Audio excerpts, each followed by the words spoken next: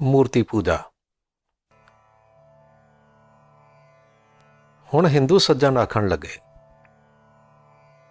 अरे भाई सरदार जी, तो क्या आप ये कहना चाहते हैं कि सिख देवी देवताओं की पूजा नहीं करते? इसका मतलब सिख कभी मूर्ति पूजा भी नहीं करते?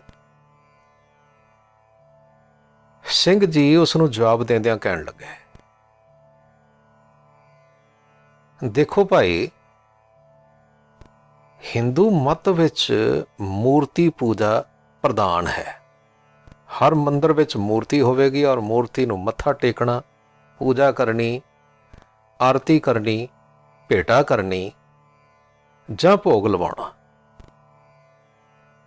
पर सिੱਖੀ ਵਿੱਚ ਤਾਂ ਸਤਿਗੁਰੂ ਜੀ ਨੇ ਇਸ ਦਾ ਪੂਰਨ ਰੂਪ ਵਿੱਚ ਨਿਸ਼ੇਧ ਭਾਵ ਨਾ ਕਰਨ ਲਈ ਹੁਕਮ ਕਰ ਦਿੱਤਾ। ਸਤਿਗੁਰੂ ਸਾਹਿਬਾਨ ਜੀ ਦੇ ਬਚਨ ਨੇ, ਧਿਆਨ ਨਾਲ ਸੁਣੋ। ਘਰ ਮੈਂ ਠਾਕੁਰ ਨਦਰ ਨਾ ਆਵੈ, ਗਲ ਮੈਂ ਪਾਹਣ ਲੈ ਲਟਕਾਵੈ, ਭਰਮੇ ਭੂਲਾ ਸਾਕਤ ਫਿਰਤਾ, नीर बिरोलै खप खप मरता। जिस पाहन को ठाकुर कहता, ओ पाहन लै उसको डुबता, गुनागार लूण हरामी, पाहन नाम ना पार ग्रामी। गुरमिल नानक ठाकुर जाता, जल थल मैयल पूर्ण विधाता। अथवा फिर एक होर शब्द विच गुरु अर्जन देव जी फरमान करते हैं, जो पाथर को कहते देव, तांकि बिरथा होवै सेव। जो पाथर की पाई पाए, तिसकी काल अजाई दाए। ठाकुर हमरा सद बोलंता, सर्व जियां को प्रभ दान देता। रहाओ, ना पाथर बोले ना किछ दे, फोकट करम निहफल है सेव। सो भाई, श्री गुरु ग्रंथ साहिब जी विचों असीं तुहानूं ऐसे सैकड़े प्रमाण पढ़ के सुना सकते हाँ जिन्हां विच बाकायदा पत्थर पूजा जां मूर्ति पूजा दा विरोध किया गया होवे।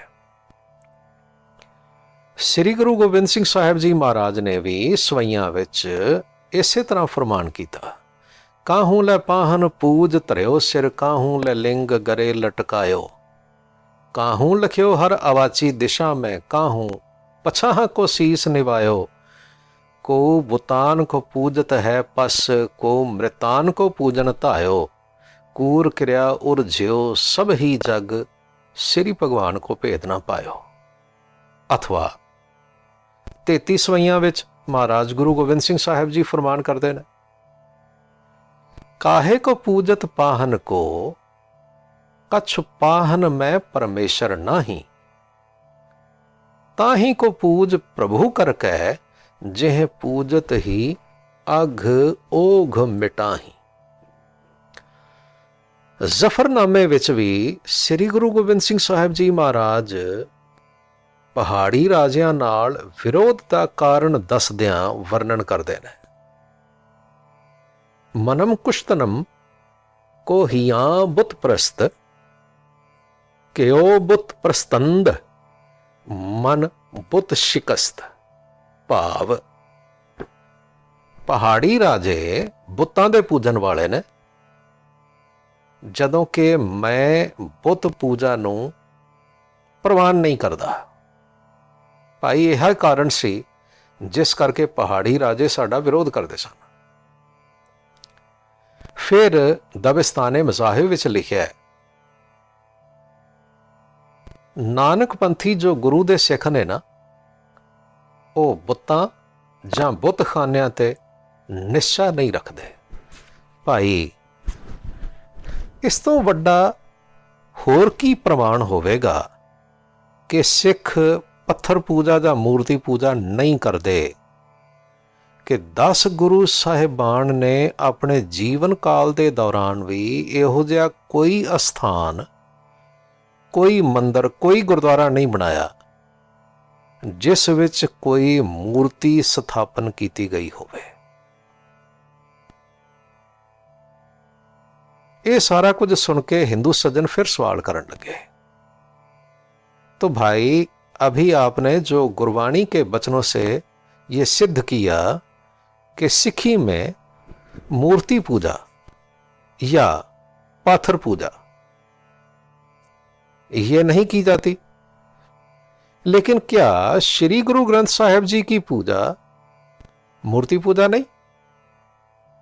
आप भी तो गुरु ग्रंथ साहिब जी को गुरु का रूप जानते हो और फिर माथा टेकते हो, कटोरे में कड़ा प्रसाद रख के भोग लगवाते हो, तो क्या ये मूर्ति पूजा नहीं हुई?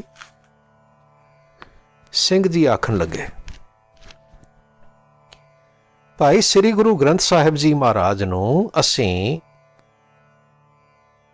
गुरु दा हुक्म मन के जां रब्बी उपदेश समझ के सत्कार करदे हां। जिस श्री गुरु ग्रंथ साहिब जी तो सानू परमार्थक जां व्यवहारक सच्चा उपदेश मिलदा है, असीं श्री गुरु ग्रंथ साहिब जी महाराज दी पूजा किते मूर्ति पूजन वांग नहीं करदे, भाव टिक्का नहीं लाउंदे, गुरु ग्रंथ साहिब जी नूं इशनान नहीं करवाउंदे, अथवा श्री गुरु ग्रंथ साहिब जी महाराज दे मूर्ति दे वांग कपड़े नहीं बदलते जां उस तरह गहने नहीं पवाउंदे। कटोरे विच रखिया होया कड़ा प्रसाद ते ग्रंथी सिंह वास्ते हुंदा है, चेते रखना, गुरु ग्रंथ साहिब जी नूं भोग लाउण लई नहीं। असल विच दुनिया भर विच जिवें सरकारी जां शाही फरमान दा सत्कार कीता जांदा है, सिर झुकाया जांदा है, उसे तरह श्री गुरु ग्रंथ साहिब जी दा सन्मान असीं करदे हां, क्योंकि ये परम पिता शहनशाह दा फरमान है। हाँ, जे कोई प्रेमी इस गल नूं ना समझन करके हिंदू पुजारियां दी नकल करदा है, तां भाई वो गुरु दे हुक्मां तो अणजाण किया जा सकता है। हिंदू सज्जन फिर कहन लगे, अरे भाई श्री गुरु ग्रंथ साहिब जी में भगत धन्ना वो तो पत्थर में से परमेश्वर का मिलना लिखा है, और भगत नामदेव वो भी तो मूर्ति पूजन किया करते थे, जिन्होंने प्रभु ईश्वर की प्राप्ति कर ली। फिर केवल इतना ही नहीं, भाई गुरदास ने भी भगत धन्ना और नामदेव की कथा अपनी वारों में लिखी, जिसमें से यह सिद्ध होता है कि सिखों को भी मूर्ति पूजा करनी चाहिए। सिंह जी जवाब देने लगे, लगदा है तुसीं श्री गुरु ग्रंथ साहिब जी महाराज नूं पढ़िया नहीं। श्री गुरु ग्रंथ साहिब जी महाराज विच भगत धन्ने दी भगती दे बारे विच सिर्फ ते सिर्फ इको प्रमाण आया जो भगत धन्ना जी ने आप लिखिया। वो कहते ने, ये विद सुन के जाटरो उठ भगती लागा, मिले प्रतख गुसाइयां धन्ना वडभागा। इस तो इलावा भगत धन्ने का होर कोई प्रसंग है नहीं, ना ही इत्थे पत्थर दे पूजन का जिक्र हो रहा, पर भाई इत्थे तो स्पष्ट जिक्र हो रहा है कि अकाल पुरख वाहिगुरु की पूजा करके भगत धन्ना जी वाहिगुरु की प्राप्ति तक पहुंचे। हाँ, इस गल विच कोई शंका नहीं कि भगत नामदेव अथवा भगत धन्ना आदिक कई भगत पहला मूर्ति पूजक होए होणगे, पर जदों उन्हां नूं पूर्ण गुरु तो सच्चे ज्ञान की प्राप्ति हो गई ਤਾਂ ਉਹਨਾਂ ਨੇ ਪਰਮਾਤਮਾ ਨੂੰ ਸਰਵ ਵਿਆਪਕ ਮੰਨ ਕੇ ਮੂਰਤੀ ਪੂਜਾ ਪੂਰਨ ਰੂਪ ਵਿੱਚ ਤਿਆਗ ਦਿੱਤੀ, ਜਿਵੇਂ ਕਿ ਉਹਨਾਂ ਦੇ ਬਚਨਾਂ ਤੋਂ ਪ੍ਰਗਟ ਹੈ। ਭਗਤ ਨਾਮਦੇਵ ਆਖਦੇ ਨੇ, ਸਤਿਗੁਰ ਮਿਲੈ ਤਾਂ ਸਹਿਸਾ ਜਾਈ, ਕਿਸ ਹਉ ਪੂਜਉ ਦੂਜਾ ਨਦਰ ਨਾ ਆਈ।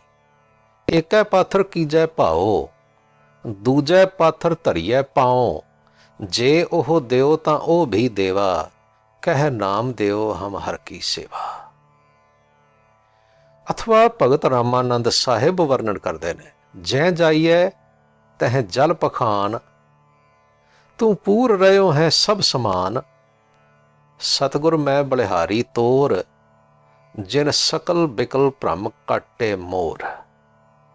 ਭਾਵ, ਹੇ ਵਾਹਿਗੁਰੂ, ਭਾਵੇਂ ਪਾਣੀ ਹੋਵੇ ਭਾਵੇਂ ਪੱਥਰ ਹੋਵੇ, ਤੂੰ ਤੇ ਸ੍ਰਿਸ਼ਟੀ ਵਿੱਚ ਹਰ ਥਾਂ ਤੇ ਇੱਕ ਰੂਪ ਹੋ ਕੇ ਵਿਆਪਕ ਹੈ। ਹੇ ਐਸੇ ਸਰਵ ਵਿਆਪਕ ਪ੍ਰਭੂ, ਮੈਂ ਤੇਰੇ ਤੋਂ ਬਲਿਹਾਰ ਜਾਂਦਾ ਹਾਂ, ਜਿਸ ਨੇ ਕਿਰਪਾ ਕਰਕੇ ਮੇਰੇ ਸਾਰੇ ਭਰਮ ਦੂਰ ਕਰ ਦਿੱਤੇ। ਹੁਣ ਦੱਸੋ, ਜੇ ਕੋਈ ਤੁਹਾਡੇ ਵਰਗਾ ਚਲਾਕ ਬੰਦਾ, ਸੱਚ ਦਾ ਦੁਸ਼ਮਣ, ਇਹ ਆਖੇ ਕਿ ਗੁਰੂ ਸਾਹਿਬਾਨ ਵੀ ਪਹਿਲੋਂ ਦੇਵੀ ਦੇਵਤਿਆਂ ਦੀ ਪੂਜਾ ਕਰਦੇ ਰਹੇ, ਜਿਵੇਂ ਸ੍ਰੀ ਗੁਰੂ ਅੰਗਦ ਦੇਵ ਜੀ ਮਹਾਰਾਜ ਗੁਰੂ ਨਾਨਕ ਦੇਵ ਜੀ ਦੀ ਸ਼ਰਨ ਵਿੱਚ ਆਉਣ ਤੋਂ ਪਹਿਲਾਂ ਦੇਵੀ ਦੀ ਪੂਜਾ ਕਰਦੇ ਸਨ, ਜਾਂ ਗੁਰੂ ਅਮਰਦਾਸ ਜੀ ਗੰਗਾ ਦੀ ਪੂਜਾ ਕਰਦੇ ਸਨ। ਇਹ ਗੱਲ ਦੱਸ ਕੇ ਸਿੱਧ ਕਰੇ ਕਿ ਸਿੱਖੀ ਵਿੱਚ ਵੀ ਦੁਰਗਾ ਜਾਂ ਗੰਗਾ ਦੀ ਪੂਜਣਾ ਇਹ ਵਿਧਾਨ ਹੈ, ਫਿਰ ਤੇ ਮੰਨਣਾ ਪਏਗਾ ਨਾ ਕਿ ਉਹ ਸੱਚ ਦਾ ਦੁਸ਼ਮਣ ਤੇ ਨਾਲ ਨਾਲ ਸਿੱਖੀ ਦਾ ਵੀ ਦੁਸ਼ਮਣ ਹੈ। ਇਸ ਲਈ ਹੇ ਭਾਈ, ਇਸੇ ਤਰ੍ਹਾਂ ਭਗਤ ਨਾਮਦੇਵ ਆਦਿਕ ਦੀ ਕਥਾ ਤੋਂ ਵੀ ਇਹ ਗੱਲ ਚੰਗੀ ਤਰ੍ਹਾਂ ਸਮਝ ਲਵੋ ਕਿ ਜਦੋਂ ਉਹਨਾਂ ਨੂੰ ਵਾਹਿਗੁਰੂ ਦੀ ਸਰਵ ਵਿਆਪਕਤਾ ਨਜ਼ਰ ਆ ਗਈ ਤਾਂ ਉਹਨਾਂ ਨੇ ਮੂਰਤੀ ਪੂਜਾ ਆਦਿਕ ਖੁਦ ਹੀ ਤਿਆਗ ਦਿੱਤੀ। ਇਸ ਲਈ ਸਿੱਖ ਸ਼ੁਰੂ ਤੋਂ ਹੀ ਮੂਰਤੀ ਪੂਜਾ ਵੱਲ ਧਿਆਨ ਨਹੀਂ ਦਿੰਦੇ।